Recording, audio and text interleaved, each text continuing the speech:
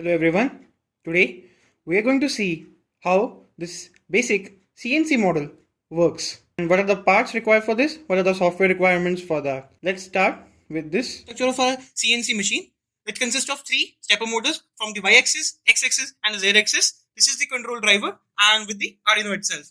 Now in order to basically decrease the complexity of our software part, we divided the system into three categories, like three types. So first, what we do is like we use the Inkscape software to convert the image, text, or the slogan into an SVG format. Like this, you can see we have a S figure which is converted into SVG format itself.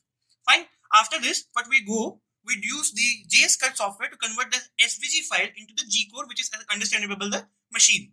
Fine. So for that, you just need to open this SVG file from your location, and you can go with this. And over clicking of this, we can use this or the create option function, and then we use this as a loud line. Fine. And then just create or generate. So this you can see we just got the G code of the file. Now you can just save this code anywhere to your local drive.